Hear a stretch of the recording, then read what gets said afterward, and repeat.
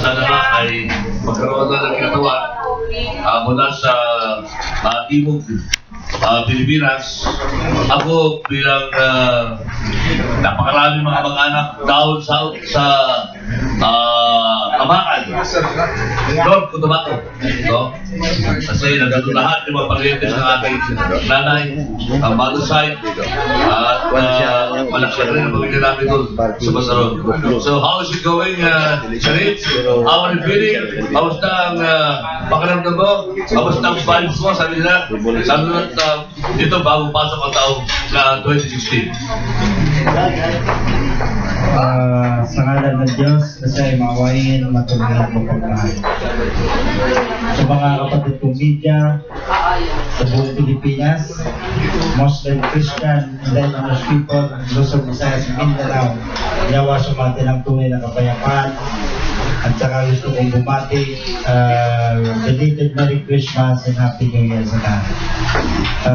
Para sa akin kapatid, nakikita ko, maganda ang pagbabago ng taon at pagbabago ng isipan ng mga kapatid natin Muslim, Christian at indigenous people. Sana, alam ko po na hindi na sila natutulog at nagpapatulog-tulog sa kadiliman ng bayan. Gusto nila yung tunay na pagbabago. So, para sa akin, itong taon 2016, ang mga kapatid kong Kristiyano na sana pagbigyan nila na may isang Muslim na representative sa Mindanao sa darating na halalan 2016.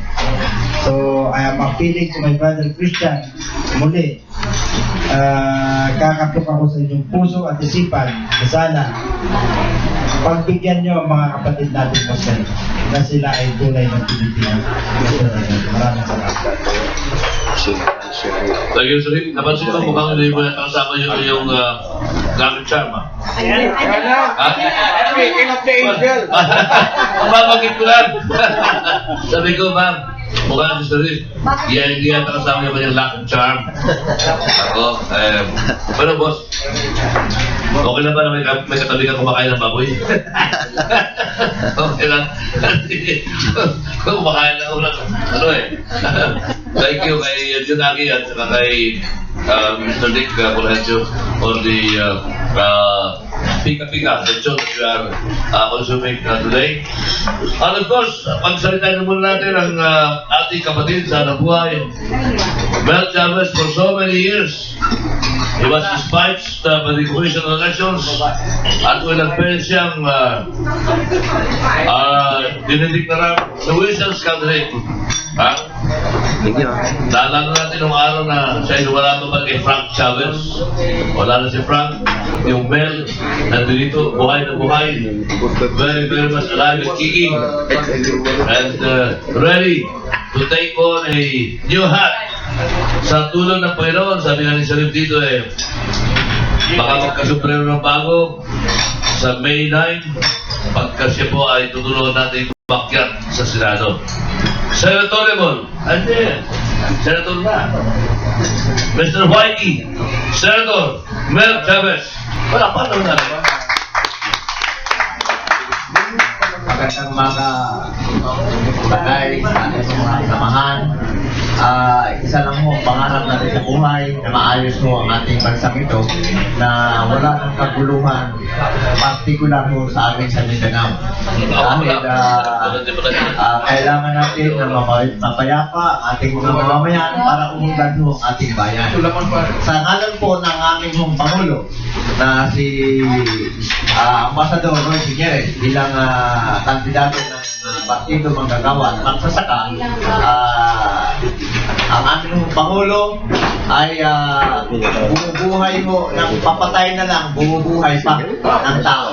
Hindi mo katulad sa ibang kandidato na ang sabi nila ay mahigit 1,000 na ang kanilang napapatay.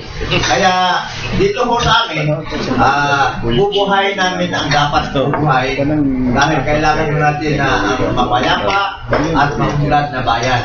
At sa ngalan din po ng aming Pangulo, ipaparating po namin sa inyo na tuloy ang laban mo ni Ambassador Roy Piñeres, Presidente ho ng Partido Manggagawa sa halalan 2015. Magandang umaga po. Naka-base ko pero magpapagkabuhan ako lang. Thank you, Ben. Ilan taon ka na ngayon?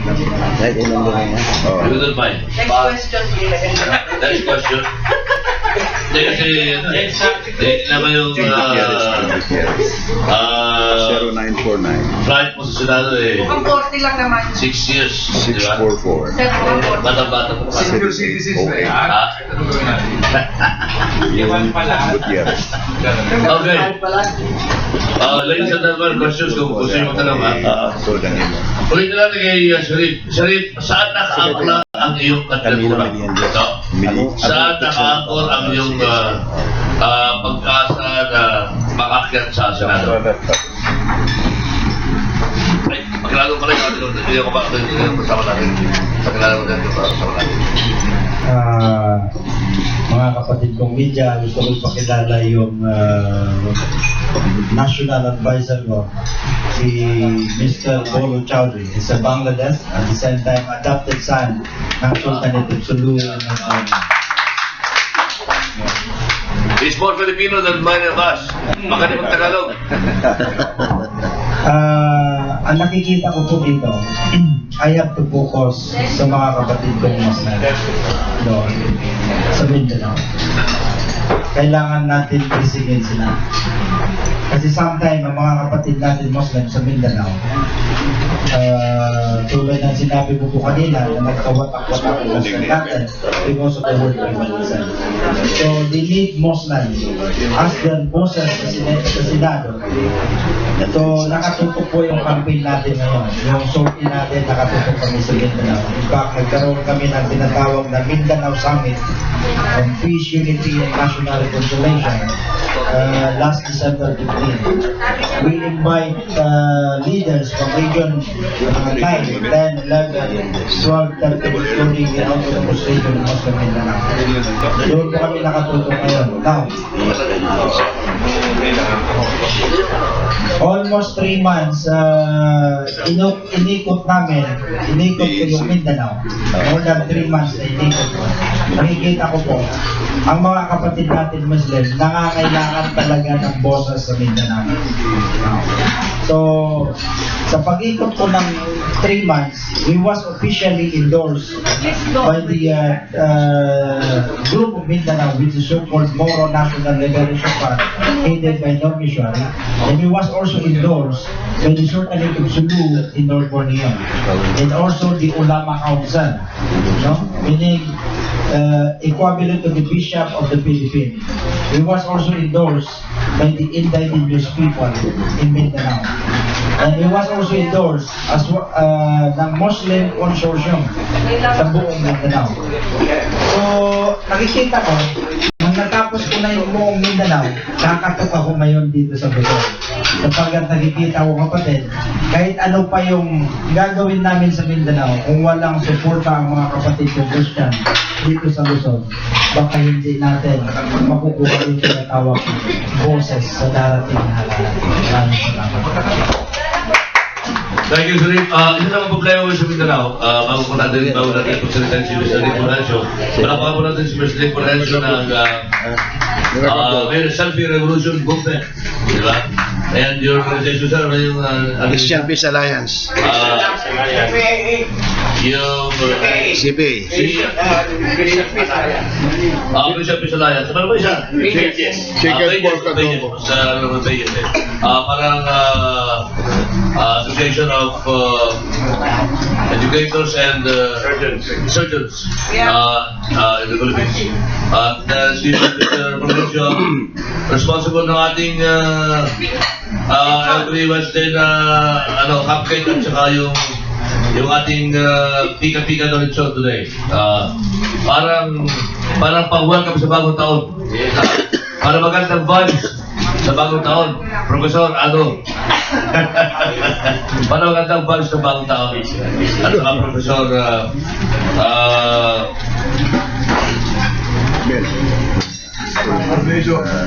Paul Toledo.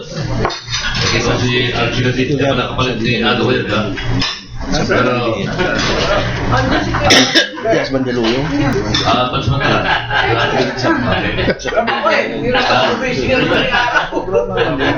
Siyempre, kasi sa mga problema sa Mindanao, take note ha, talagang sinasabi mo watak-watak ang mga kababayan na sa Mindanao. Isang grupo na ng mga rebelde so-called ay nakakalaking problema na. Paano mo kaya ayusin ito? For instance, yung problema yun sa National Corporation Grid of the Philippines, di ba? Labing-ayon na yung lumba ng grupo ng mga armado na hindi maintindihan kung ano gusto nila mangyari sa gobyerno. Di ba? At yan ang mga problema ngayon ng gobyerno natin. Baka by election time, brown out na tayo. Kasi sabi ng Armed Forces of the Philippines, hindi nila kaya batayan na 24 hours yung mga tore. Kasi masyado malala yung mga agwat. No? At talaga pa yung bago nito, yung BIFF, yung grupo nila Abu Basra, na ngayon ay openly sa Mindanao, nag-checkpoint. Diba kayo imagine, only the Philippines, grupo ng armadong mga rebelde, conducting checkpoints on the national highway. Diba?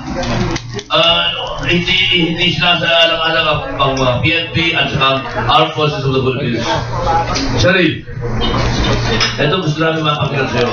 Paano ka makakatulong sa paglulusong ba sa problema sa Mindanao? Yung BBN nakapigil pa. Tala pa yung grupo ni Don Visuali. Tala pa yung grupo ng Abu Sayyaf na ginawa ng honest industry ang Quinta Corazon. No?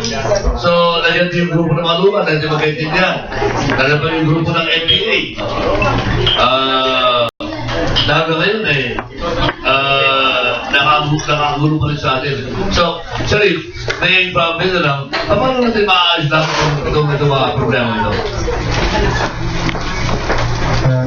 Salamat kapatid. Ito po yung problema na napakahirap lutasin. Bakit nasabi ko na napakahirap lutasin? More than 40 years na ito, hindi nalulutas. Sino man presidente ang pupunta dito, maging presidente, hindi pa rin malulutas ang problema. Bakit po? Sapagkat nakikita natin dito, hindi natin alam yung gagastos, wala pa rin. ugat ng problema nito. Tulad ngayon nakikita natin. Bakit hindi malutas yung problema itong tinatawag na Bangsamoro Principle, the BIF, the MNLF, the Sultanate, the indigenous people? Hindi nila pa natumbok yung ugat ng problema. Now, lalong-lalo na ngayon kapatid, ini-insist nila na kailangan maaprubahan na yung Bangsamoro Principle.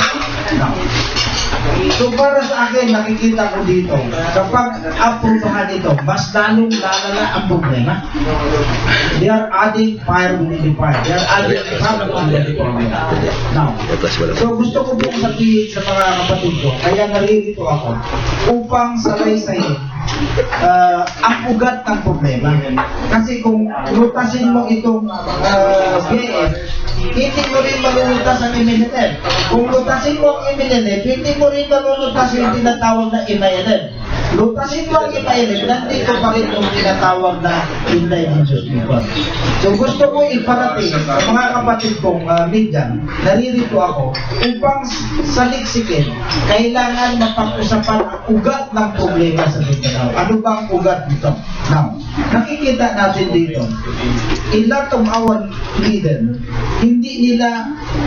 they cannot dig out the historical facts of history. Kailangan, we have to recognize kung ano ba ang problema. Now, ano ang pinaglalaban ng MILF? Ano ang pinaglalaban ng MNLF? Ano ang pinaglalaban ng indigenous people? We have to give the historical facts of history. Now, paano po ito? Nakikita natin. Ito po yung ugat niya, mga kapatid.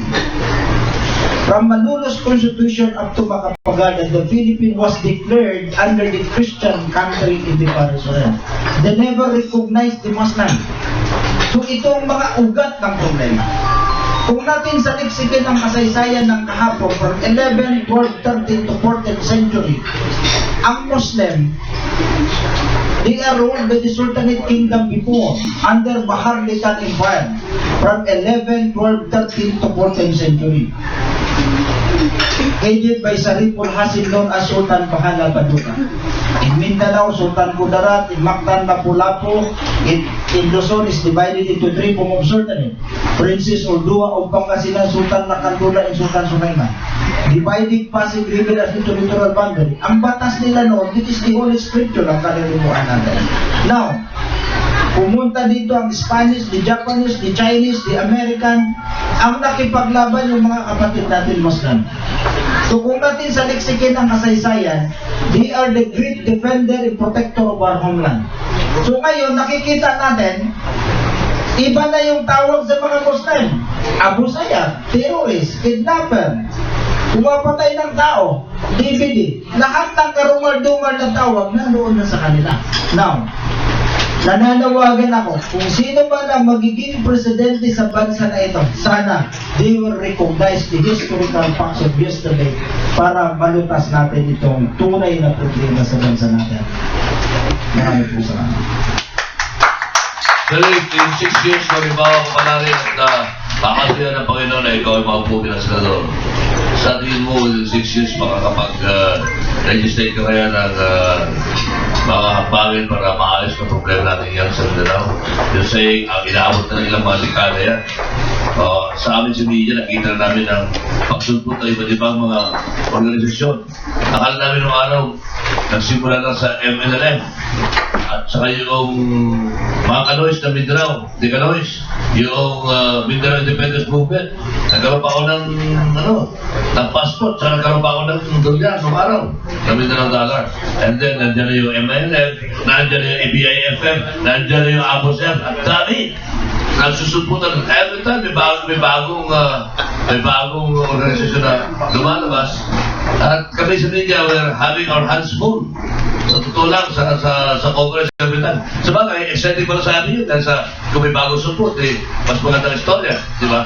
Pero just today, pamilin po yung maasal. Sana itong problema, ito yung maayos na. At we wish you good luck, Sharif. Mamaya na konti, yung mga questions namin. Tanaw muna tayo kay Mr. Nick Fulgencio ng Christian Peace Alliance. Paano kayo makakatulong ang Christian Peace Alliance, Mr. Fulgencio? Sa problema sa Mindanao. In fact, dahil sa ang pangalan ng grupo niyo, ang pangalan ng grupo natin ay Christian Peace Alliance. Meaning you are also advocating peace. At kung merong isang lugar sa bansa na dapat ayusin natin ay ang problema sa Mindanao. Mr. Fulgencio, sir. Yes, Kay Ronnie. Nag-iintriga ka na naman ako. Una, magandang umaga po sa inyo lahat. No? At 2016, sabi nga nila, will be a good year for all of us. Well, una-una, Senator Sharif, I am in accordance with your position that our Muslim brothers are now lost in this country. Para din po yung sinasabi natin nung araw, ang definisyon ng isang Pilipina, no? Sa buong mundo noon, no? Ay napakaganda. No? Sultan Sharif, on the level of our OFW, ang Pilipina ngayon ay OFW. Domestic helper na. You could just imagine yung pagbaksa ng definition ng isang Pilipina. And that being said, because my mother is a woman, Pilipina, di ba? Ang tingin sa atin domestic helper, napakababa na. Okay. Yung mga teacher natin, noong araw, nire-respeto. Ngayon, domestic helper na. No? Hindi po ito inaalagaan ng ating gobyerno. Diba? Kaya tama kayo, kailangan natin ng history natin na maibalik kung ano talaga yung dapat. No? And we can never remove our Muslim brothers. Kaya nga yung tanong mo na kayo, the Christian Peace Alliance, no? Ay lumalaki. In Mindanao, I'll tell you, I just got a long conversation this morning. Maraming gusto sumama sa Christian Peace Alliance. Okay, Rolly. No? And if we could, sabi ko nga, I think it might be a small solution, but it is still a solution that we form the Christian Muslim Alliance, whereby we are co-equal. Hindi lamang ang Kristiyano sa Muslim, no? So, I am now again challenging you, Senator Sharif, let's join forces. Huh? Although we're cleaning the house, ang pinanay maestro doon, there are some people na with mercenary motive. Wala naman tayong magagawa. Wala naman tayong magagawa doon. In any organization, in any group, hindi naman pwede sa Chipian. There's always a Chipian, no? Hindi natin magagawa doon eh. But we stay focused for 2016, and I pray that you become a senator, no? You will be included in the final list of senatorial balls in our Christian Peace Alliance. Alright? Okay. Thank you, Mr. Bulacio. Let's have a short reaction from Sharif, and then let's listen to another Mindanaoan. Sharing Aal, taga Mindanao. Sila President Chavez. In behalf of the Muslim from Mindanao, in behalf of the International Movement of Peace, Unity, and National Reconciliation, ako po ay nagagala sa pananaw nyo kanina. We hope that the Muslim and Christian will combine together in one direction. We will set a time na date. I-launch natin. We will establish a covenant. Covenant. In behalf of my organization, almost more than 100 organizations. So, sama-sama tayo. And tulong-tulong tayo. Hindi lamang yung sasalita ko. We will invite all the leaders. We will sponsor the event of the signing covenant. So, iset natin sa Aluahudan. And I hope we will also invite the media. Pag-usapan natin para masabi natin that the Muslim and Christian ay nagkakaisa. Tungo sa tungo na direction. Kaya pala nakikita ko na yung magandang magiging hubungan yan. Pero, Sandri, let's hear another Mindanaoan. Let's hear another Mindanaoan. Sa katawan ng ating kapatid na si Bal Chavez, na tayo sa media ngayon na-excite because after so many years na nagpapalak si kapatid na Bel, ngayon siya nabigyan na talagang totoong sertifikasyon na sa Comelec na walang ifs and buts. Pwede siyang kumandidato bilang senador ng Republika ng Pilipinas. Kapatid na Bel. Salamat ulit kay bilang Mindanaoan, North Cotabato ho ako. Medyo makalapit lang kami ni Camilo. Kawaya. Tikit. Tikit siya. Ako, Pinapawan. Kinapawan. Kaya siguro ho, yung mga pananaw ng dalawa nating mga kaibigan, si Senator Sharif Albani at saka si Ginong Fulgencio, sa amin ho, sa Pinapawan, mismo sa palengke, ni Muslim na tendero, ni mayroong Kristiyanong tendera. Ni Muslim na tendera, ni Kristiyanong tendero. Nasabay-sabay na. Walang gulo. Ang problema lang talaga sa gobyerno ay pinapabayaan ang may mga armas. Hindi naman talaga ang problema sa amin eh. Kung walang armas, walang gulo eh. Pagkatapos, sad to say, I am a Mindanaoan, the Muslim leaders, particular ang mga gobernador, congressman, mayor, sinusuro nila ang biyaya ng galing sa gobyerno. Talaga? Sinusulong. Sila lang ang umuunlad, yung mga kanilang mamamayan, palubog ng palubog. Ganun talaga ang nangyayari doon sa amin. Kaya, ninanais ko na sa bagong administrasyon ni Ambassador Roy Signeres, 2016, dapat kausapin lahat ni Ambassador, ni Presidente Ambassador Roy Signeres, ang aming mga kababayang Muslim, Kristiyano, lahat sila. Walang pili yan. At meron naman tayong pagbabalik loob eh. Babayaran lahat ang mga baril. Ang problema, nagsusurrender ang mga rebuilding mga Muslim sirang baril. Yung mga bago, ayaw i-surrender. Talagang, galing ako ron eh. May pera kasi. Kaya, dapat, ang gobyerno talagang suyurin yan eh. Pero kung ang gobyerno katulad ni Pinoy, walang mangyayari. Walang mangyayari. Bakit? Isang bahagi lang ng armado ang kinakausap. Walang mangyayari. Dapat yung 4 na armadong bahagi ng Mindanaoan ang kausapin. MI, MN, BIFF, at yung mga rebuilding NPA. Lahat, Abu Sayyaf, lahat yan dapat mawala na eh. Ang problema talagang hindi ko rin malaman sa ating armed forces. Gusto nila, may gulo.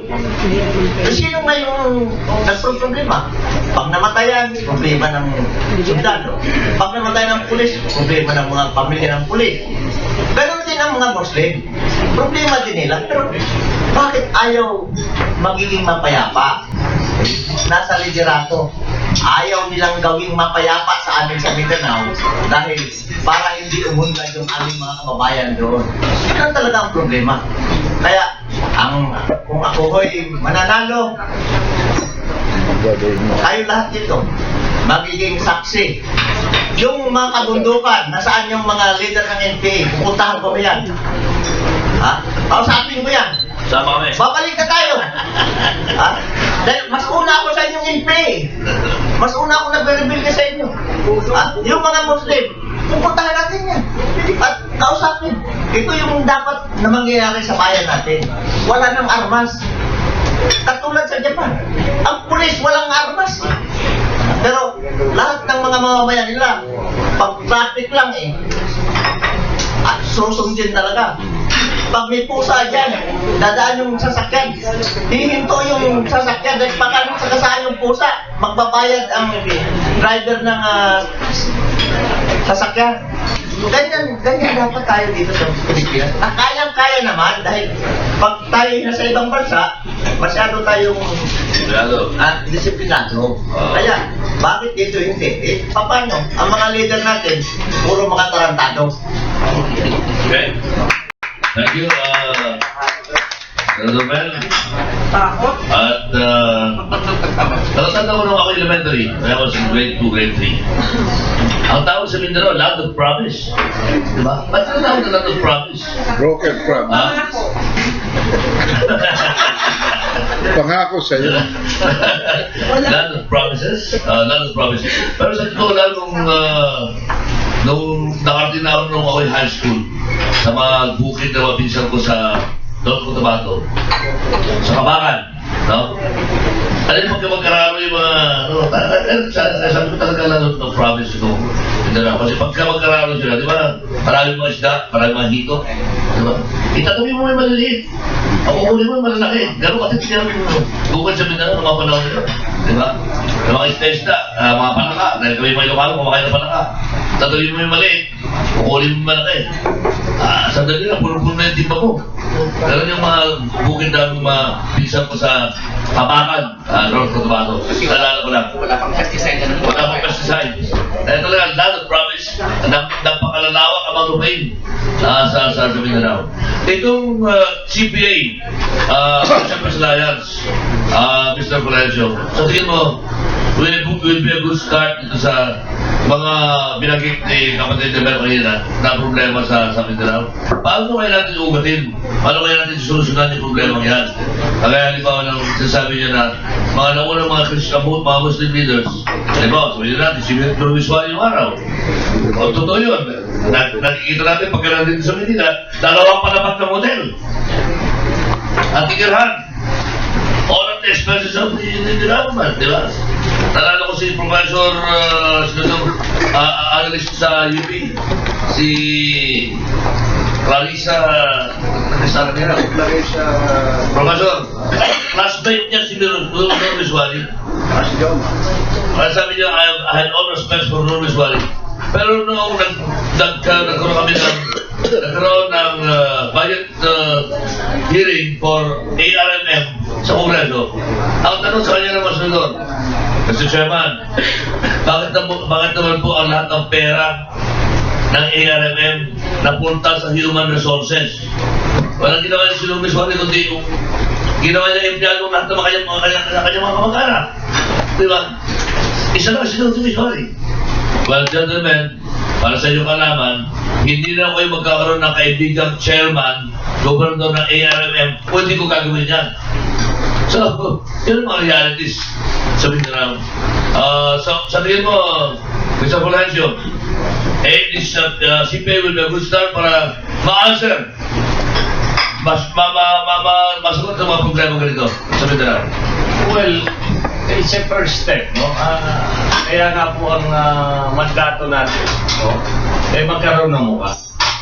Now, kung titignan po natin, ano nangyayari nung araw, even in the 1896 revolution, no? Ang gusto pong mangyari, magwatak-watak tayo.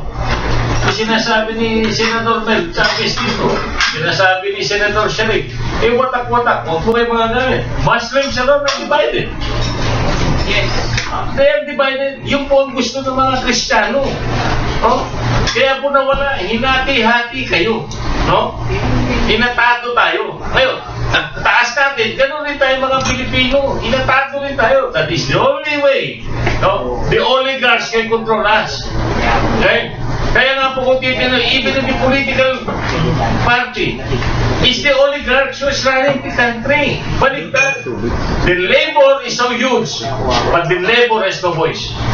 So, yung tanong mo lang ay, alam mo, sabi ko, I'm a late comer. Pero ako po'y lumaki sa Basilan. May bahay, may lupa na minana sa aking ama. Okay? Lumaki ba ako sa mga Muslim? Kinasalo ko din. Kakilala ko po yan. No? As of now, I'm still a member of the Basilan International Group. They recognize the works of my father. No? Kaya lang, hindi po ako itong pinangalan. Kaya hindi ako, I cannot identify myself as a true Basileño. No? Pero in terms of residency, in terms of ako po'y nag-aaral sa Basilan, Isabela. Ang tatay ko po isang doktor, nagkaroon ng klinika sa Isabela, sa Lamitan, sa Maluso. And the dream of my father is to put up a hospital for Muslim brothers. Kaya lang po, ang masakit na yun, yung property po na 20 hectares na minana ko, hindi ko nakikita. That is no man's land. Sinasabi yung armas, hindi po yung babalik Kasi mas mahal nila ang baril kaysa sa asawa nila. No, why? Because that is their survival Pag tinanggal natin ang armas sa ating mga kapatid, di ba? At meron dahilan para gamitin, gagamitin nila Para din tayo. No? May armas tayo. Ang mga military may armas. Bakit mo tatanggalin ang armas sa mga Muslim kapatid natin? Arm them! Pero dapat walang dahilan para gamitin yan. Entirely to protect their lives, their livelihood. Pero pag yan po nagkagulo na, kanya-kanya na, wala nang order, tapos na. No mas lang na, ito akin, ito sa inyo, mapatayan na tayo. And the oligarchs, Kalakay, will rule us. They've been ruling us since the time of Mubarak. Kaya nga, yung challenge ko kay Senator Sharif, let's have this first step na talaga unify natin ang Kristiyano sa Muslim so that we will show these leaders of ours na meron tayong strength, that we are united now. Yun lang po nakikita ko, Takay. No? Dapat talaga, honest to goodness, tanggalin natin yung mga merong mercenary motive. Yan, Kado. Ang galing si Kado niya sa Artikulo 2 na yan No? Alisin natin yan. Even Sultan Sharif, he knows. Among his group, Muslim brothers, may mga ibang motive dyan, no? As a matter of fact, may pumunta sa akin, sinay ko sa kanya, sabi niya sa akin, Sir, we will form the Christian Muslim Alliance. Sabi ko ba, okay. I am a Sultan. Okay ka po, Okay. Yung kami sa lugar, si General Adan. Galing sa Mindanao. Now, ano sabi? Sabi ko, gaano kalaki kayo? Kano? Sir, 6 billion kami sa Mindanao. He's forcing me to sign an agreement. Yung Billion? 6 million. Not billion. 6 million sila doon, Sultan. And I said, wait, pache-check muna namin. Sabi, kanino mo pache-check? Sabi ko kay Sultan Sharif. But I need to consult him. Sabi, sino? Sultan Sharif. Hindi na tumawag ulit. Pero tatagunan ka pala. No. Siguro, mapabalidate kung talagang 6 million, 4 million. We have to validate Senator Sharif. And the first step is to clean the house. Okay? Thanks, salamat po. Nagpupulungan kami ni dito.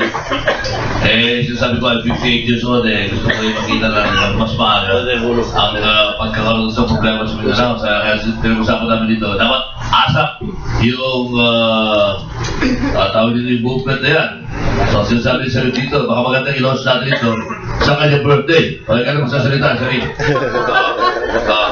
When ba yung birthday? Happy birthday to you. Alam namin yan.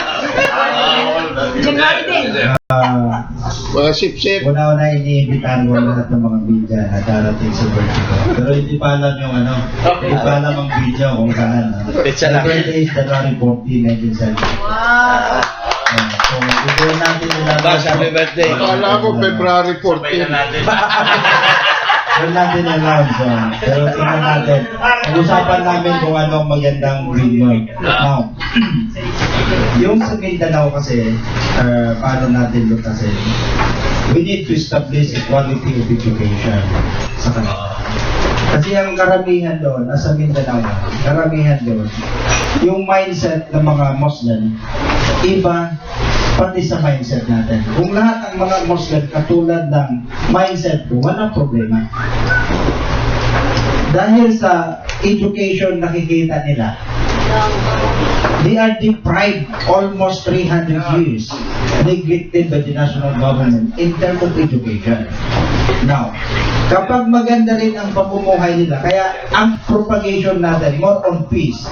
Paano mo ma-establish yung peace kung there is no unity?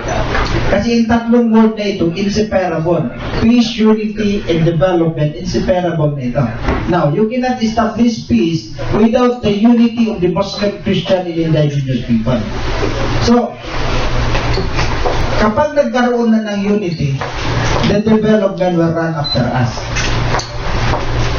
Kapag walang unity, aalis ang tinatawag na development sa bansa natin. Kasi nandoon yung insurgency, nandoon ang patayan. We cannot even invite investor papunta sa Mindanao. Ang advisory lahat, don't go to Mindanao. Nakakatakot ang Mindanao. There is so-called kidnapping. There is so-called Abu Sayyaf. Ito ang nakikita. Now, tulungan niyo po ako, mga kapatid kong media, lalong-lalo ng Christian Alliance. Let us change the mindset, the image of Mindanao. That Mindanao is not a barbaric country. Let us change into a positive side. That Mindanao is the richest country in the whole world in terms of natural resources. And it is proven through the satellites of China and America, we are the biggest reserve in terms of oil exploration. Nandito ang kayamanan lahat. Number 3 tayo sa gold. Number 2 tayo sa nickel. Nandito lahat ang kayamanan. And we have 1.3 million hectare consolidated property ng indigenous people. They're all idle. Yes. If you see, if there is unity and diversity among all the Christian and Muslim and indigenous people, we can invite investors to come in. Yes. So, we can convert Mindanao into a food basket. So, ang lahat ay busy na sila, nagkaroon ng quality of education, the quality of living. Sa palagay ko, there is no so-called Abu Sayyaf, terrorist, o ano man. Marami pong salamat.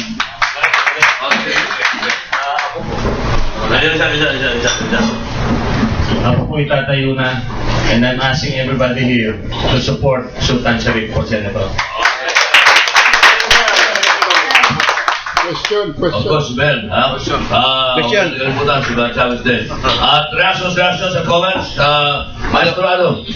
Ito ang ano. Hindi pa deklaradong tatay ni Grace Bo. Suspect ka lang, suspect. Suspect pa rin hanggang ngayon. At the Filipino people will owe it to him Mike. Kung talaga mapapatunayan na siya pala tunay na tatay. Bakit ayaw niyo mag-DNA? Ayaw ito kayo Totoo. DNA. Pa-DNA ka na. Hindi kami na. Walang dugo na yun eh. Walang dugo. Matagal ko na kiniklaim si Cristo, kaya lang, Wala pumapansin. iniklararan niya akong foundling. Baliktad ah. Tatlo naging girlfriend ko sa Iloilo noong about 1998.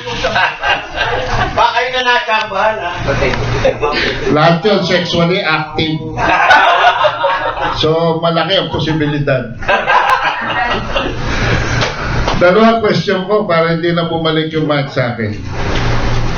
Ang una, sabi ng isang Mindanao ang kumakandidato ngayon sa Pangulo na viral ito ngayon sa social media, no? Na in 3 to 6 months daw, there will be peace in the Philippines. Multiple choice. A, siya ay tanga. B, siya ay sinungaling. C, siya ay nanloloko para sa boto. O D, siya nagsasabi ng totoo. All of the above. Kung ano ang sagot ninyo, ano ang rason? Pangalawang question, si Marojas, sabi ng Nielsen, number 1 na Oo nga. sa gastos.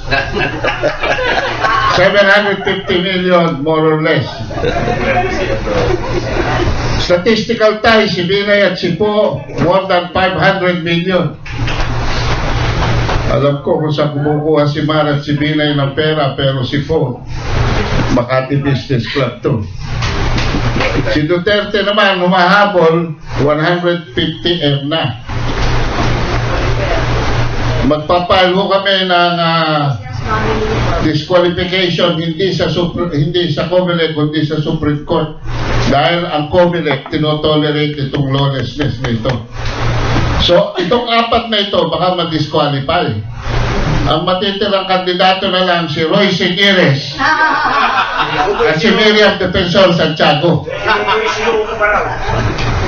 at saka si hindi na yun, wala na. Tuboy si Yoko. So anyway, in the face of all this na kalokohan na tinotolerate ng COMELEC, paano na ngayon yung mga walang pera katulad ni Manny Lopez? So yan ang tanong ko, anong opinion nyo dito sa overspending nito? Okay. Una muna, si Sharif. Sige ko, ano ah? Sige ko, may kandidato mo ah. Para sa akin, we are under a democratic country. Nandoon pa rin ang tiwala natin sa COMELEC, no? Kung si kapatid natin Lopez na disqualified na siya, disqualified ba? Any source? Consideration. At sana naman, mananawagan tayo sa COMELEC na may parating sa kanila. Sana mapagbigyan siya ng pagkakataon. Kasi mayroon din siyang vision, mission, how to serve the country. Na para sa akin, nakikita ko naman, lahat ng tumatakbo, mayroon silang kanya-kanyang vision. Mayroon silang kanya-kanyang formula para paano lutasin yung mga problema. So since we are under a democratic country, sana pagbigyan. Mayroon akong kaibigan na parang chief of staff pa ni Madam Imelda Marcos, si Ding Diaz. Oo. Magandang kandidato ng mayor yun sa Pasay. So tumakbo sila doon, na-disqualified din siya. Okay. So sabi ko, bakit ako? Ako nag-iisa lang sa party, under Buklod Party. Ako lang ang sila doon. Pero hindi ko pinagdaanan yung mga pinagdaanan nyo. So sabi ko, hindi ko alam bakit. Sana sabi ko, tularan nyo kung kasi nag-usap-usap kami. Do not attack with the COMELEC. Maniwala tayo sa kanila. Maniwalaan natin because we are under a democratic country. Kasi kung atake tayo, Qualified yung Wala na election. ibig sabihin, hindi ka naniniwala, wala na tayong tatakbo. Tama. Di ba? So para sa akin, panawagan ko sa mga kapatid ko na kumakandidato katulad ko, na huwag na tayong mag-atakan, attack sa government, attack sa opposition, sa administration, o anuman departamento sa government. But we will appeal to them, sana magkaisa na tayo. Sapagkat ang pagkakaisa ay isang susi ng tunay na kapayapaan ng bansa. Maraming salamat. Alam mo na, Two questions na pare. Two questions. Two questions, sagutin ni Mel. Kalimutan yung tanong ko. Yung tanong ni Ate. Nung nandito yung pagsalita ni Chris, Mayor ng Venezuela, Salya. sinabi ko na sa kanila, naglalamang na sila eh. Yung mga kawalangian ginagawa na nila sa kalaban ng mga kalaban nila. At sa mga taong bayan mismo, pinapakita na nila yung overspending. At walang ginawa nga ang COMELEC dahil ang sabi, walang di ba ganun ang Premature comparing. Premature. campaigning, wala ganun. Kaya, sila, pinapabayaan. Pero sa darating na panahon, ay, kung maalala mo si Governor Ejercito. natanggal.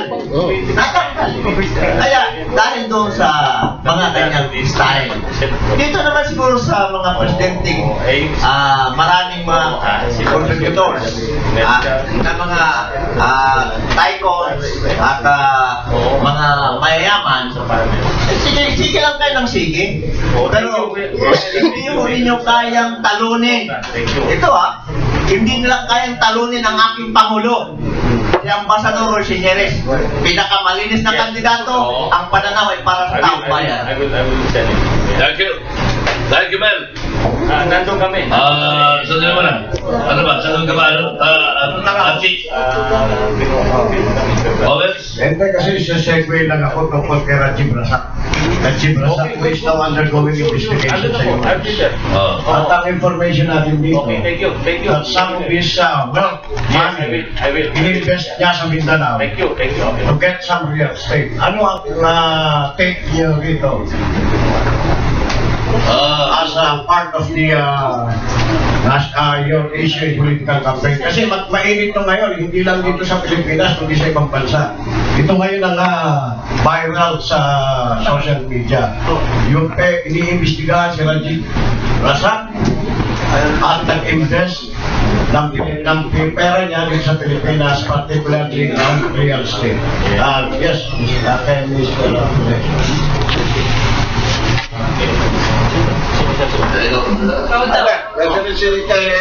Well, kung tutusin po, kaya nga pinipilit itong BPL, no? Na alam naman na ayaw ng karamihan, di ba? Dahil meron pong historical background ito, di ba? Yung nga sinasabi nung araw na si Ninoy Aquino, di ba? Para makabalik, pumunta na Malaysia, itong 1986 Constitution ni Tita Cory, naging malabnaw yung claim sa Sama, di ba? Ngayon, ito naman binibenta na ngayon, rather than to pursue the claim, wala na, papasukin na tayo. Bakit? Sinabi na ni Senator Sharif na napakayaman ng Mindanao, no? So, hindi ba siya mag-invest sila? No? Alam nila bakit? I mean, any investor namin, legally or illegally. Di ba? So, ito, nandun sila sa pinakatuktok. Kausap na nila si Abnoy, di ba? Na paborito ni Maestro Adoyan. Paborito ng katayin, no? So, yun lang, Archie, ang nakikita ko, bilang isang negosyante, siyempre mag-i-invest ka, maglalagay ka ng pera. Yan ang problema nila ngayon. Dahil may cash advance na raw, no? Na ginamit, nagbigay na, pinatawag na sa Malacanang, no? So, nasaan din ang resulta? Kaya pipilitin nila ito. Pero I doubt it because Bongbong Marcos will never allow that to happen. Diba? Ilong naman ang maganda. Meron isang senador na tumatakbong vice-presidente ngayon, no? that will not allow the Senate to be used. Yung Kongreso, maliwanag na bumigay na bumigay na. Yung Senado, Apulagay, Lagay Rolly, hindi pa bumibigay. That's it from Sharif. Sharif, in all your rounds sa Mindanao, napapakinggan mo ba itong chismis na ito? At did you, in your own ways, try to validate itong mga impormasyon na ito? At kung ito mga impormasyon na ito, sino ngayon mga nagkinabang? Or sa kabilang banda, meron din bang over na Sharif, samahan mo kami dito. Magkakaroon ka rin dito. Tutulungan ka namin. Wala ba karoon? Sa akin kasi, hindi lamang ang itong issue na ito, hindi lamang dito sa Pilipinas, hanggang doon sa Malaysia. Actually, si Najib Razak, binabatikos na doon sa Malaysia that he is the most corrupt Prime Minister. Dahil sa pera na ito, approximately $750 million, if I'm not mistaken. Wow. Now, para sa akin, hindi naman masama mag-invest. Ha? Ang tanong, saan ba i-invest ito? Ang pera na ito. I-invest dito upang magkawatak-watak ang mamamayan Pilipino? O i-invest nila upang hindi na makukuha yung tinatawag na sama nito? Kasi dito, nakikita natin, we will divide the Filipino people, especially the Muslim. So mag-ingat po tayo. Nakikita namin dito, kung talaga itong pera, kasi nagamit niya mga iba according to the information. Kung ito i-insist ng national government at saka MILF, dahil sa pera na ito, kasi nakakuha na sila Kung i-insist nila ito, yung Bangsamoro Basic Law na itutuloy nila, aprobahan. Ako po ngayon bilang isang kapatid ng Muslim, kinakabahan na ako. Bakit? Mas dadala. Kung ano ang nangyari noon sa kay President Marcos, yung martial law, lalala ang problema. So, nakikita ko dito, baka mag-take off dito yung Sultanate of Sulu in North Borneo. Bakit? Because ang MILF, there is no justification. Wala silang dahilan na upang i-claim ito. Ang MNLF portion, wala din dahilan. There is no court sovereign right. So dito sa mga kinakausap ng governor, ng MNLF, MILF, wala silang justification. So ang katakutan ko ito, ang Sultanate of Sulu in North Borneo, baka sila ang aakyat sa taas because they have the sovereign right.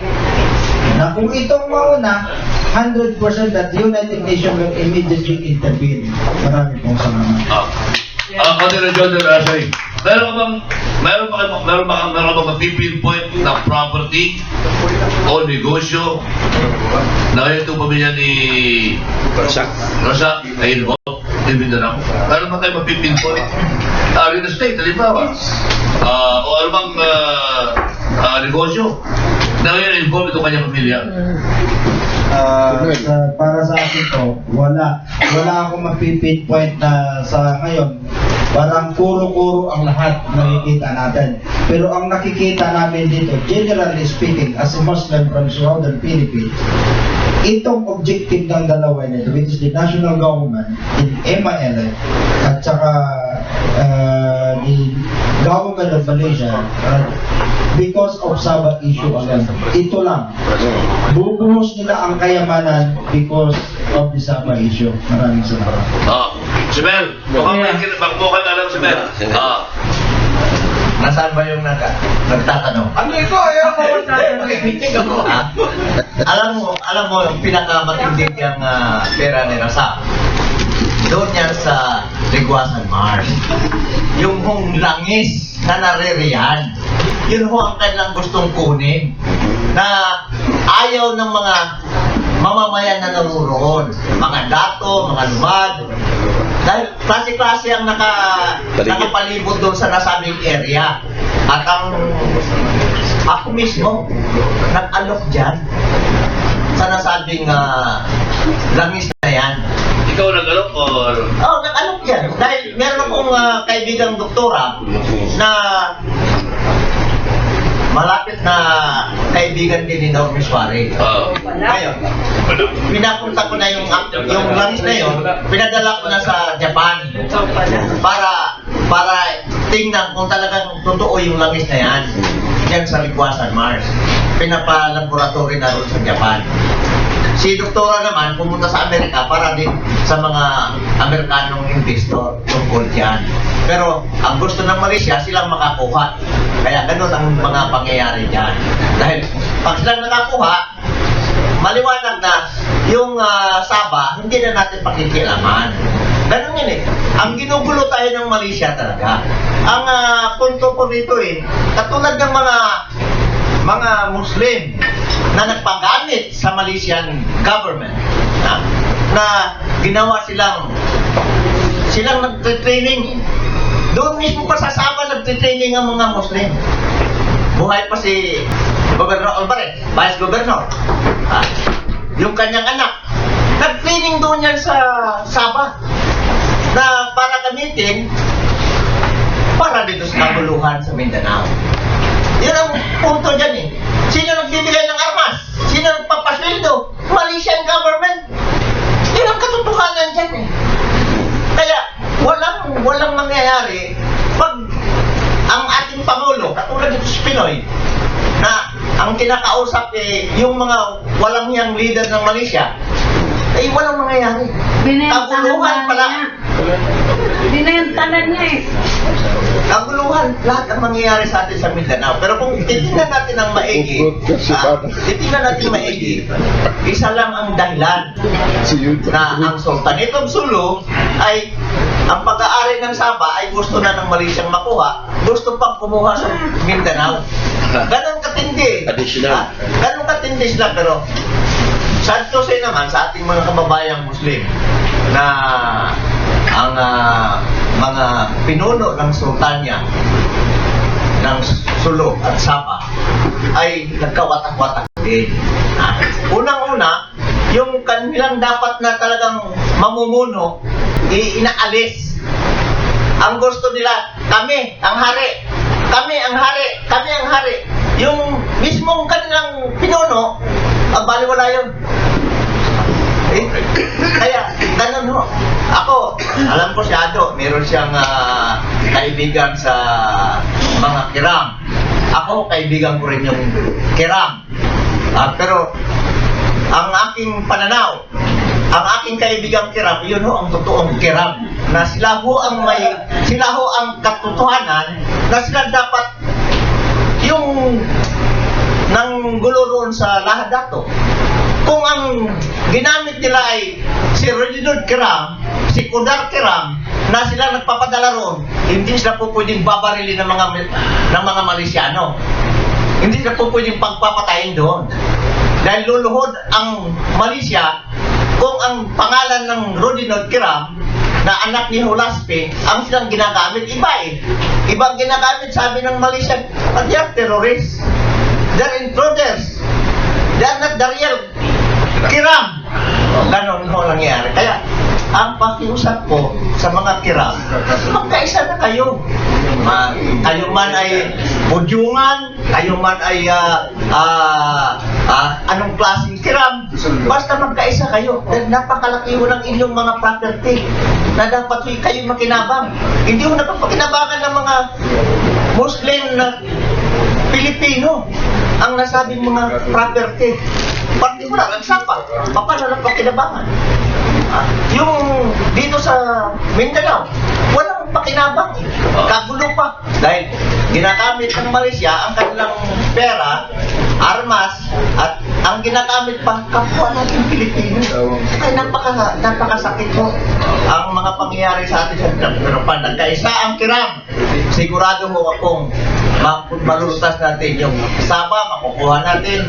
Pati yung Spratly na inaagaw ng mga walang hiyang Chino, ay hindi ho nila maaagaw yan. Mababalik mo sa Pilipinas yan, at kung gusto nila gamitin, magbayad sila. Yun lang po ang tama. Pero pag itong ating Pangulo ay ganun pa rin, wala ho mangyayari. Basta ang pagkaalam ko naman, si Pinoy hindi nagnanakaw Pero yung mga kapababayaan niya, doon ho tayo nag-discourage. Yeah. Maganda yung pinagit ni Sir Joy. Maganda yung pinagit ni Mr. Florencio. Isa sa mga gagawin yung advocacy sa Christian Muslim Alliance. Pag-isahin ng mga kiram. Oo, kasi hindi na yun eh. Puro tayo salita na salita. Oo, pareho naman silang kiram eh. Ang mga kiram. Meron din kami kiram sa Ilocos Oo. Sa mga Sa Baguio, meron. Okay. Okay. Okay, Kuya. Good morning po sa inyo lahat, yung mga senatorial natin, at saka kay Kuya Nicole Nencho. Gusto ko lang po malaman kasi actually, yung current issue po ngayon, yung mga OFW na nasa Middle East. Ano po sila ngayon, parang red alert po lahat ng mga OFW doon at sa kaguluhang nangyayari sa Iran at Tehran. Sa ganitong pananaw po at pangyayari po, kasi sa totoo lang, napakarami pong kapatid nating Muslim ang nagpapaalila sa Middle East, no? DOH sa karamihan at karamihan din sa kanila, inaapi ng mga amo nila. Sa totoo lang po, ang dami pong may problema at ngayon po, alam po yan ni Ambassador Roy Sineres kung bakit tumakbo po siya. Dahil gusto niyang maipatupad yung mga bagay na hindi niya magawa kasi kung hindi nga naman ang isang tao ay nakapwesto sa bansang ito, hindi mo niya maipapatupad lahat ng gusto niyang mangyari. So gusto ko lang malaman kay Sheriff Albani kung priority ba niya na ayusin ang mga OFW sa Middle East dahil pinakamarami mong OFW ang naaapi dito ho. At ano po ba yung priority dapat gawin ng mga ninyo para sa mga OFW kasi ho, sila po ang nagdadala ng napakalaking ambag na economy dito sa ating bansa. Paupuin muna si Sheriff. Yan. Madam, salamat po. Napakagandang katanungan po yan. Bilang isang kapatid na Muslim, ito po ang dahilan na bakit ako sumuporta kay Ambassador Sineres. Because ngayon, kahit ano pang gagawin, I am not in the position. Kahit mayroon akong naisip paano silang tulungan. Number one, I hate OFW. Ayaw ko may marinig na OFW ang Pilipino na doon. Gusto ko yung mga foreigner dito mag-work sa atin. Kasi tayo ang pinakamayaman sa buong daigdig. You see, doon sa Dubai, makikita, there is no Dubai kung walang Pilipino doon. Magsimula as a resident of Dubai, magsimula siya sa janitor up to the executive level. Lahat Pilipino, ha? Nakakapagtaka. Bakit hindi magamit dito yung expertise and technical know-how ng mga Pilipino? Because lack of involvement tayo dito. So kung maitayo natin dito yung mga factory tulad doon sa Mindanao. Ano mga factory dapat natin itayo sa Mindanao? Number one, we are the biggest supplier in the whole world in terms of seaweeds, which is in southern Philippines. Out of 100%, 60% supply came from Tawi-Tawi, from my home place. You see, but here in the Philippines, only in Dakay, that there is a processing factory. Why not? Why in Cebu? Why not establish in Mindanao? You see, Pag kayo po ba naging senador, willing po kayo na lahat ng kayamanan ninyo sa ibang bansa ay dadalhin nyo natin sa Pilipinas? Wala kayong ititira. Kasi ang isang alam ko na puposisyon sa bansa para maging leader, kailangan, ibig na yung yaman ay sila ang nakikinabang, dito natin gamitin sa ating bansa. Kasi sa totoo lang, ang pera ho sa Pilipinas, marami, pero hindi ho nagagamit sa tama. Salamat po. salamat sa tanong po. Ako po, that's the reason why I never work in the national government. Kahit ano pa, hindi ako nag-apply sa government. I have to do something outside the box. How to help the government. As a humanitarian advocate, naghahanap ako ng paraan. Paano ako makatulong sa gobyerno? Abot ng aking makakaya. Pero kahit man anong gagawin ko, ngayon, with my network outside the country, I met a lot of head of the state. I met the Prince Bandar of Saudi Arabia, the Governor of Baka, lahat ng mga mayayaman sa buong mundo. Pero, I have no juridical personality. Wala akong pangalan. Anong gagawin ko? I even invite all multi-billionaire. Nagkaroon kami ng the first Mindanao International Summit. Hinerd namin dito sa Manila Hotel. I invite billionaire from Russia, From Dubai, from Indonesia, Malaysia, Korea, Japan, Hong Kong. Lahat sila doon. But I cannot justify. Pagpunta sa Mindanao, ang Mindanao nakakatakot. So, laging ganon. So, sabi ko, ibahin ko. Ngayon, this is the high time. Mananawagan ako sa pagkakaisa ng Muslim-Christian mga katutubo. Baka makonvince ko na ang mga investor nandoon po ang kayamanan sa Mindanao. So, sa darating na election, sana tulungan natin si Ambassador Sineres. Bakit? Ako po ay nagtataka. Inimbita ako ng grupo ni Duterte. Kaya pumunta ka dito. Hindi ko po masikmura ng ganon. Kasi gusto ko yung plataforma. Ano ang national concern niya para sa mga kapatid natin Muslim, Christian at saka indigenous people. So nakikita ko dito mga kapatid na media na si Ambassador Sineres nandoon napakagandang plataforma. Sa contractualization lang, pag-upo niya makatulong na siya. So dito, lalong-lalo na yung sinabi niya na they will give priority to the Muslim, meaning yung butter cry ko, no discrimination, that they will appoint some Muslim leader in the department or secretariat, at saka 58 countries dito, ambassador, even one Muslim ambassador representing to the Muslim country, wala. Why? Because they never trust the Muslim. So nakikita namin sa kanya, ang pagbabalik ni President Marcos, nakikita namin sa kanya that he will recognize the Muslim kapag nagiging president na siya. Maraming po salamat. Okay. 30 seconds. And then si SP, then si Pastor, and then let's listen from a semi-retired broadcaster from Mindanao. Para pakinggan natin ang kanyang insights. Mr. Porasio. Si Sineres, Mindanao yan. Ayaw nga, Surigao, di ba? Unang-una po, Butuan. bawal makalimutan yung pages natin, yung foundation, nagbibigay ng libreng operasyon, Bingot at Congo, kung meron po tayo, padali nyo sa amin, opera natin ng libre on February 13 to 19. No? Salamat po. Yung comment ko na doon sa Dubai, I agree. Pero Dubai, as we know, tax-free po yan. Kaya doon, walang buwis. Dito po, 32% ng buwis eh. No, ano po mangyayari doon? Doon, walang buwis. Malaki sweldo.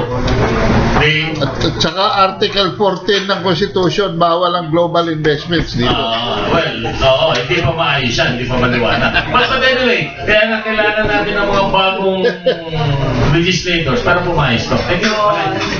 Thank you. Saka Chiboy talaga tayo, Chiboy tayo ng Kaya ang kanoy. ginagawa din na Mr. Vic ay mga bigot. Next time, yung mga gusto magpa-repair sa inyo, ng circumcision, Yung may bayad. may bayad. Next time. Baka na gusto magpa-repair sa inyo. Si Doc Tule. Mga nagsisisi. Doc Tule. Sura ng mga circumcision. Pwede kayo magpa-repair. Okay, SP.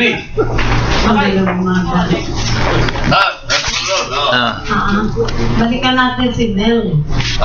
Sabi niya, kailangan ng presidente natin may kumausap para pakinggan.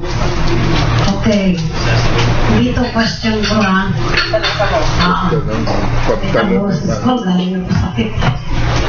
Kaya ngayon may sakit. Siguraduhin mo lang, Mel, na yung ilalapit mo sa presidente natin ay puro mga gwapo. Kasi yan ang sakit niya. Kaya ang tawid na daan, nagiging tuwad na daan. Okay. Lalo mas ka. Sabi nito eh. Nakasabi ng boses ko eh. Ngayon, puntahan naman natin si Senator Sharif. Kasi kanina pa ako nakikinig. Ang una niya binanggit, unification. That's right. You must be the Muslim country or the people there must be unified. Pero, kagaya dito sa dito sa Pilipinas, ay dito sa Manila, lahat ng region, mayu-unify lang at walang problema kapag pinatitindan. Lalo na ang pinakabuod ng problema. Una, mawala ang gutom. Mabigyan ng trabaho ang kapwa Muslim. Pangalawa, kailangan ang bawat barangay nila ay may sufisyente na budget para sa health. Sa parting health. Mabigyan sila. Yung iba namamatay na lang. Ulo. Yan. Pangalawa yun. No? At syempre, tama yung sinasabi mo. Proper education. Pero kahit pa patawag mo at kahit pa kunwari magbibigay tayo ng edukasyon kapag ang isang Muslim katulad din natin mga Pinoy kapag ang isang Muslim ay gutom hindi ma-absorb sa utak nila kung anong ibig sabihin nang ini-educate natin sa kanila I do yung tatlong yan syempre nakakasawa na yung corruption. Yung tatlong yan sana mapagtuunan ng pansin. Just to get that unification na ina-achieve natin. Thank you, Mr. Russell from Serene. Kasama po yan sa programa natin. Kasi we believe the foundation of the government is barangay. If the barangay is weak, the administration is weak. If the barangay is strong, the administration is strong. Now, nakikita natin ang barangay ngayon. Dito about barangay, meaning high regard, high republic, strong republic. Pag makita natin ang barangay, like in Tawi-Tawi, kailangan kapag barangay, may school, may hospital, may education, may ilaw, may tubig, may daan na maganda. Doon po sa amin, nakikita mo, walang tubig, walang ilaw, walang school, walang hospital. Paano kung matawag barangay? No livelihood. So, gutom ang lahat ng mamamayan ng Pilipinas. Pero nakikita namin, ang kayamanan, nandoon lahat sa kanila. Kaya ang sinasabi ko dito, proper education. Now, we have been backsliding in terms of technology. Tulad sa Tawi-Tawi alone, Tawi-Tawi alone. Yung Abalon lang, ha? Abalon. Shell ba yun? Yung Shell, Abalon. In Australia, 1 in 1 half Abalon is $45. Doon sa amin, tinatapon yan. Ba't hindi siya marunong magluto? You see? The biggest supply, ha? Hindi pa culture yun. What mo kung i-culture mo, isang Abalon can produce 1,000 pieces? But people that they are ignorant, majority din nila alam how to culture that. Seaweeds, we can supply 65% supply in the whole world, which is from Tawi-Tawi and part of Southern Philippines.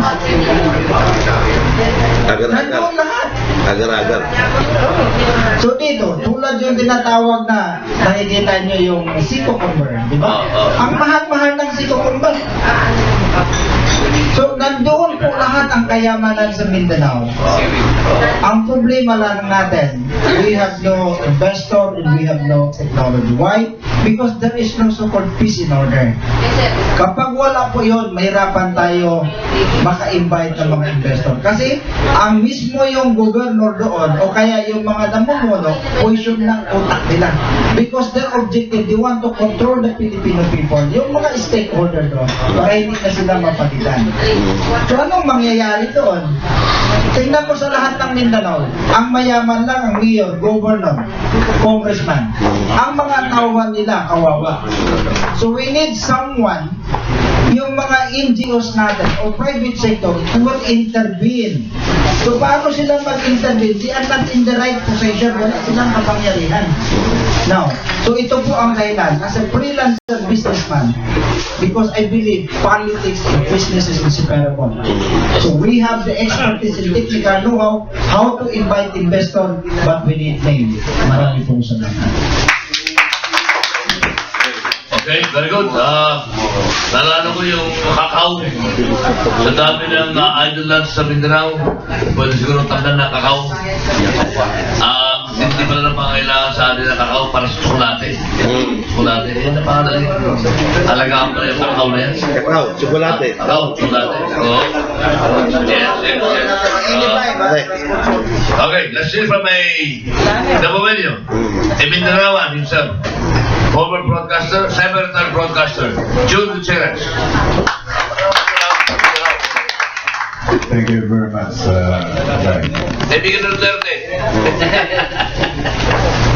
Sa buong malaking karangalan at magandang pagkakataon ito pong pagkakataon ko sa forum na ito. Bonus pa lang, ulam na. Ako po'y humigit kumulang higit ng 4 na dekada sa broadcast industry. Kaya lang po ako napunta ng Maynila sa panahon ng kadiliman sapagkat masyado po akong mainit ng mga panahon na sa Mindanao. Pinaghihinalaan po ako nasa kabila. Kaya po ako napunta rito. Kaya magkakasama kami noon ni Bill Chavez. Kami yung original na miyembro ng APAP which was organized by Attorney Ray Bagatsing. Mga kasamahan po namin sila Ben Paipon, Abel Cruz, Joy del Castillo, at sunod pa yung iba, si Leo Obligat. Nais ko lang susugan yung pong binanggit ni Senator Sharif. Assalamualaikum. Now, ito po yung pinakamahalaga sa panahon ito doon sa amin sa Mindanao. By the way, hindi lamang ako isang taga Mindanao, kundi meron po akong dugong Nitibo. My grandmother sa father's side is pure Paguba, but my lolo is pure Espanyol. So, hindi lamang po ako isang ordinaryo taga Mindanao. Now, ang panawagan po ninyo, Senator, ay pagkakaisa. Hindi man dapat sa panahon ito, hanggang doon na lang sa panawagan na pwede natin gawin. Bakit? Ito ho, diretsahan. Nakikiusap sa inyo ang isa sa aming taga Mindanao na suportahan siya sa darating na eleksyon. Huwag po kayo masasaktan, pero masakit para sa aming Mindanao that there is no fair representation sa Senado. Sa kasaysayan ng politika sa ating bansa, pinakamarami na ho na nagkaroon ng miyembro sa Senado, 3. Sa ngayon ho ay dadalawa lamang, si Coco Pimentel at si DJ Ligo. Now, Pero hindi mga Muslim. walang Muslim. Well, during the time of Senator Rason, Rabina Rason. 3 decades ago. Oh, now, ito, naulila ho kami sa development sa Mindanao. Infra. Nakakaingit tingnan ang Luzon. Mula rito sa Maynila hanggang sa kaduluduluhan, ang gaganda po ng inyong kalsada. Pumunta ho kayo sa Mindanao. Sa kabila ng katotohanan na ang Mindanao ay pinakamayaman sa buong daigdig sa recursos naturales, kami po'y ulila sa pagmamahal, sa development. So what we need, ang pakiusap po namin para magkaroon ng katuparan yung binanggit po ninyo, Senator, sa pagkakaisa, yung fair representation sa Senado. Ang Mindanao po ay may malaking kontribusyon sa national government. Sa totoo lang. Pero napakahirap mag-produce ng 3 o mahigit. Ano pong kailangan namin sa Mindanao? Kailangan at least 5 representation in the Senate. Matutupad na po, Sultan, yung pong inyong pangarap na pagkakaisa. Sa ngayon, hanggang pangarap lang yun. Mahirap po. Kailangan po natin ang 5 representante sa Senado para magkaroon po tayo ng boses doon. Dahil ang Mindanao ho kayo na melting pot na eh. Halo-halo na ho ang tao roon. Kapampangan. Malaking association ng Kapampangan doon, yung Aguman Kapampangan. Di Batangueños, de Cebuanos, yung nagkahiusang Cebuanos sa Bagatang Cotabato. Kaya nga, Ito po namin. Ilocano. naku, malaking... Ito doon, kayo yung mga mayayaman doon eh. Kasi masisipag kayo pagdating sa agrikultura. Nakirmit pa din. Yung pinak na Mindanao, bakit nagkaganon? Ano po? Yung PIDAP ng Mindanao, saan napunta? Yung laki-laki ng perang nilabas nila pa. Dahil nga po kulang kami ng representasyon sa Senado eh. Ah, Kulang po kami ng boses doon eh. Bigyan po ninyo kami. Yan po ang dagdag na pakiusap namin sa Mindanao. Bigyan po ninyo kami kahit na 5 representasyon sa Mindanao. Magkaroon ng posisyon. Kaya mo natin, di ba? Sa kasaysayan sa politika po, si Muhammad Isa. ngayon lamang magkakaroon ang Mindanao na kumandidatong presidente. Hindi ko na po babanggit ang kanilang pangalan. Pero dito po sa Senado, sana man lang ang pakiusap po namin, lalo na sa ating mga kapatid sa provinsyon, suportihan po natin ang ating mga kandidatong taga Mindanao. Andiyan si Mel Chavez, andito ho si Sultan. Salamat. Dalawa na, tatlo na lang. Pastor. Hindi lang nga tayo dito sa forum na ito, marami na tayong ginawang officer dito. So dito pa lang, dalawa na sa senador natin, si Sharif at saka si Mel Chavez. Tatlo na kailangan natin. Anak na ito, Minyen. Di ba? Hindi may incumbent na tayo dalawa. May kumpetang tao. Isa na lang. Isa na lang. Tatlo na lang, pare. Sandali mo lang. Last pass, si Pastor at saka si Baya. Si Baya. Dalawang minuto. Isang minuto. Pastor, bagong programa ka na naman eh. Hindi naman maganda yung sinabi ka to dahil sa kailangan natin tayo yung mga nasa media magkaisa para magkaroon Unang-una, kaya po hindi tayo magtagumpay with respect sa lahat ng mamayang Pilipino. Wala na po tayo respeto sa kapwa. Kapag ka po respeto sa kapwa ang mamayari, ay magtatagumpay po yung maganda. Pero hanggang sa pagkakita pong eleksyon, nung araw eleksyon na hindi nagsasabi. Ang pakiusap lang din sa ating mga kandidato, huwag na kayong umatake sa mga kalaban. Ipakilala nyo kung anong gagawin nyo, anong may tutuloy nyo sa bayan ng Pilipino. Napapanahon na po para yung magagawa ng tulong sa Pilipina, nagdurusan ka ngayon, ano tulong nyo.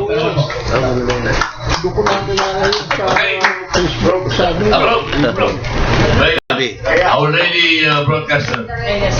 Very purpose. Good morning, Sheriff. Good morning. Ito pa pala maganda post ko. Okay na, maganda na boses ko lang kami. Maraming salamat po.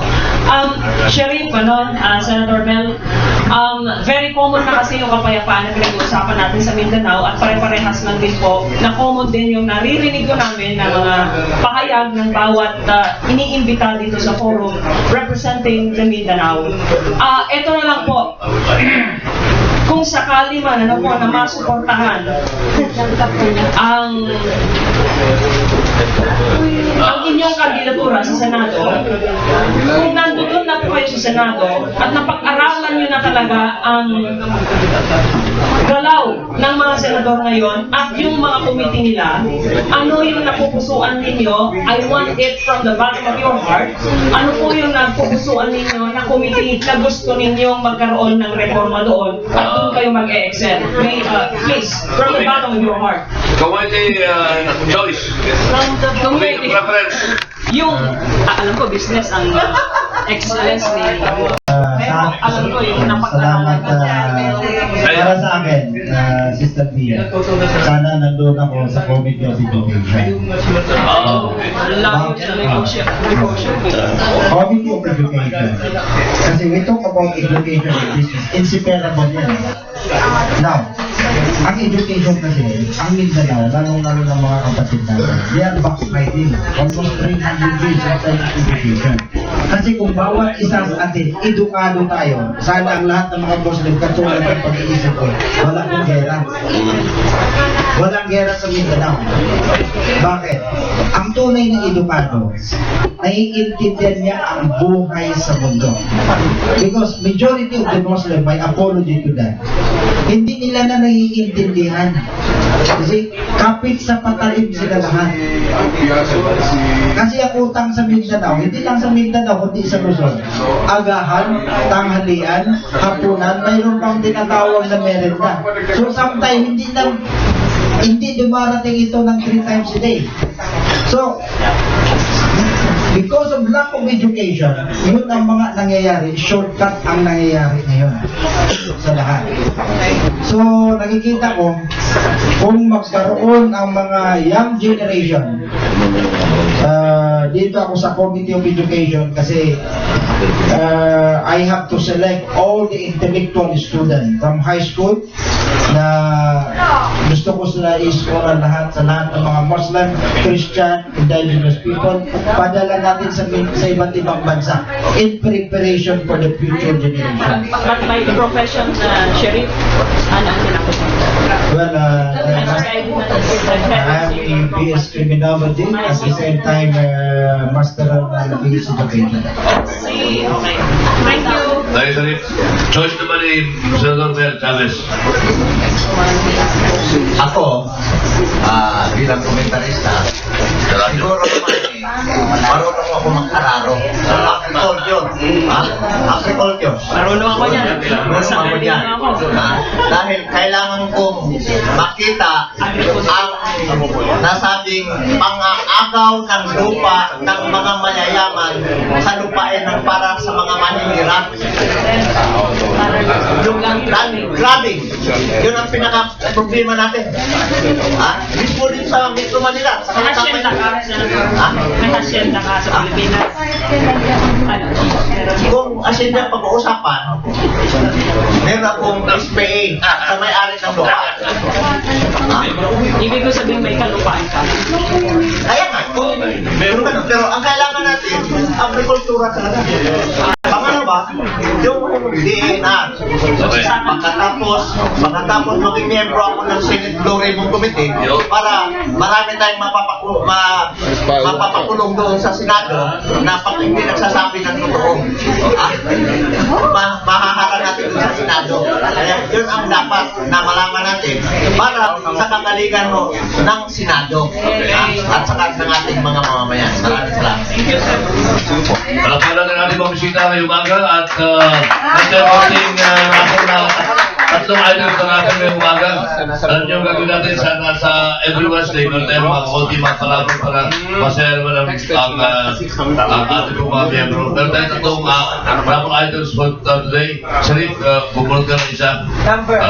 Inutin mo sa akin, At basahin mo na rin kung sino yan.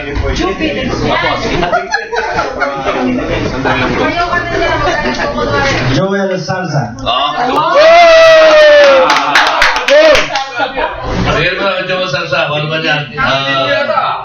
Hello po, Joe. At, kasi ba? palagay ko eh. Saba kayo Nasa muro pa. Arieta Robles.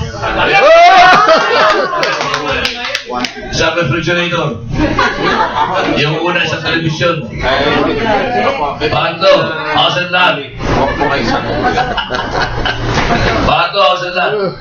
Si Sharif ulit. Congratulations, Miss.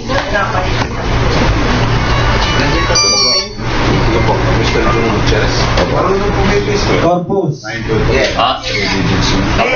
Corpus.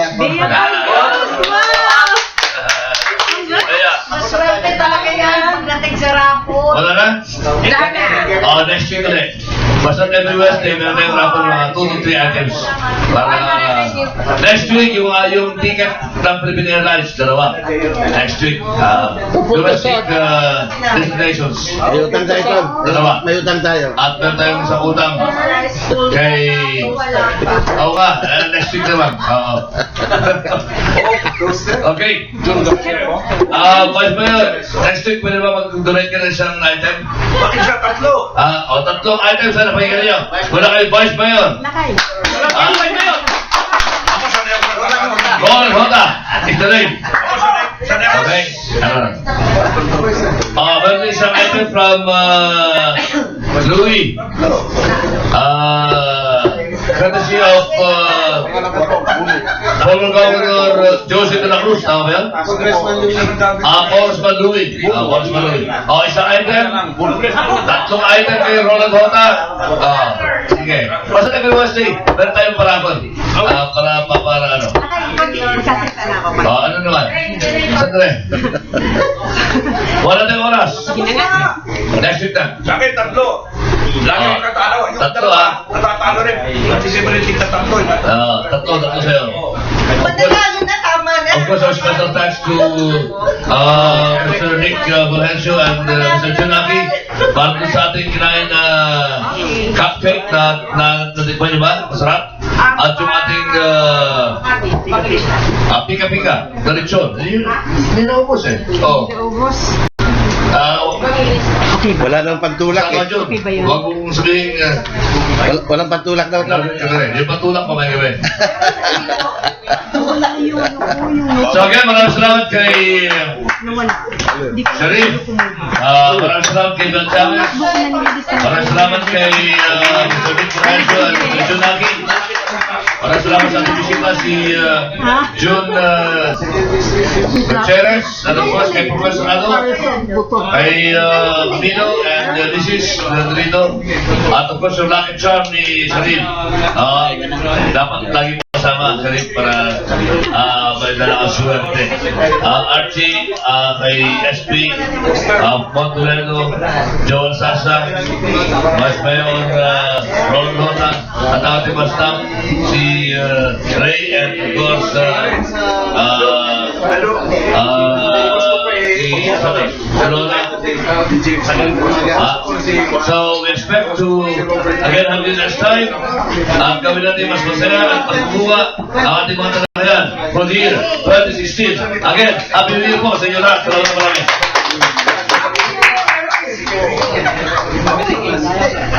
Ano to? Happy New Year.